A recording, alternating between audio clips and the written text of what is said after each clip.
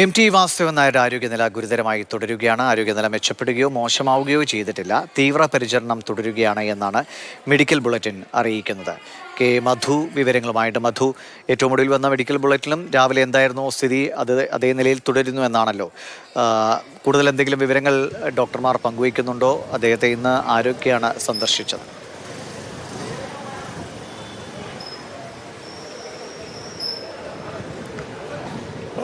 രാവിലത്തെ ഏറെക്കുറെ അതേ അവസ്ഥയിൽ തന്നെയാണ് ഇപ്പോഴും എന്ന് ദിവിഷെ പറയേണ്ടി വരും. കാരണം വളരെ ഉത്കണ്ഠ നിറഞ്ഞൊരു പകലിലൂടെയാണ് നമ്മൾ കടന്നു പോകുന്നത്. അത് കൂടുതൽ പ്രാർത്ഥനാഭരിതമായ ഒരു രാത്രിയിലേക്ക് ചെന്നെത്തുന്നു, ചൂടുവെക്കുന്നു എന്നാണ് ഈ ഘട്ടത്തിൽ പറയാനുള്ളത്. കാരണം രാവിലെ 11 മണിക്ക് നമ്മൾ ഇവിടെ ആദ്യത്തെ മെഡിക്കൽ ബുള്ളറ്റിൻ വന്നതിന് ശേഷം 11:15 കൂടിയാണ് നമ്മളിവിടെ എത്തിയത്. അപ്പോൾ അതിനുശേഷം ഈ പകൽ മുഴുവൻ ഒരുപാട് പേർ തങ്ങളുടെ പ്രിയപ്പെട്ട എഴുത്തുകാരനെ തേടി അദ്ദേഹത്തിൻ്റെ ആരോഗ്യനിലയിൽ ആശങ്ക പ്രകടിപ്പിച്ചുകൊണ്ട് അദ്ദേഹത്തിൻ്റെ ആരോഗ്യസ്ഥിതി ആരാഞ്ഞുകൊണ്ട് ഈ ആശുപത്രിയിലേക്ക് എത്തിച്ചേരുന്ന ഒരു പകലായിരുന്നു ഇന്ന് കടന്നുപോയത്. പ്രമുഖരല്ലാത്തവരുമായ അദ്ദേഹത്തിൻ്റെ പ്രിയപ്പെട്ട വായനക്കാർ ഒരുപാട് പേർ ഇവിടെ കടന്നെത്തുന്നു.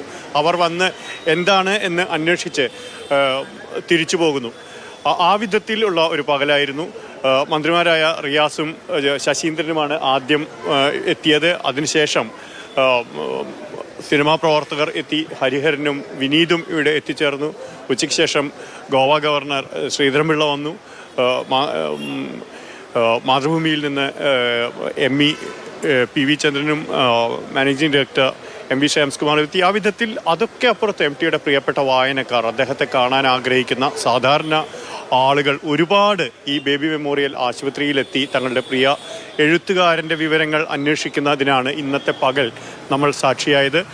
ആ മെഡിക്കൽ റിപ്പോർട്ട്, ഒടുവിൽ വന്ന മെഡിക്കൽ ബുള്ളറ്റിനും പറയുന്നത് രാവിലത്തെ അതേ അവസ്ഥയിലാണ്. പക്ഷേ ഒരു ഘട്ടത്തിൽ ഉച്ചയ്ക്ക് നേരിയ പുരോഗതി എന്ന വിധത്തിൽ തന്നെ കാര്യങ്ങൾ വന്നിരുന്നു. പക്ഷേ ഏറ്റവും ഒടുവിൽ വന്ന മെഡിക്കൽ ബുള്ളറ്റിനും പറയുന്നത് അതേ അവസ്ഥ തുടരുന്നു എന്നുള്ളതാണ്. മുഴുവൻ ചികിത്സാ സൗകര്യങ്ങളും അദ്ദേഹത്തിന് ലഭ്യമാക്കിയിട്ടുണ്ട്. ഏറ്റവും വിദഗ്ധരായ ചികിത്സാ സംഘത്തെ അതിനുവേണ്ടി നിയോഗിച്ചിട്ടുണ്ട്. ഞാൻ നേരത്തെ പറഞ്ഞതുപോലെ തന്നെ പ്രാർത്ഥനാഭരിതമായ ഒരു രാത്രിയിലേക്ക് മലയാളം കടന്നു പോവുകയാണ് ഈ നിമിഷത്തിൽ. ദിവിഷ്. ശരി, കെ മധു ആണ് കോഴിക്കോട് ആശുപത്രിയിൽ നിന്ന് വിവരങ്ങൾ പങ്കുവച്ചത്.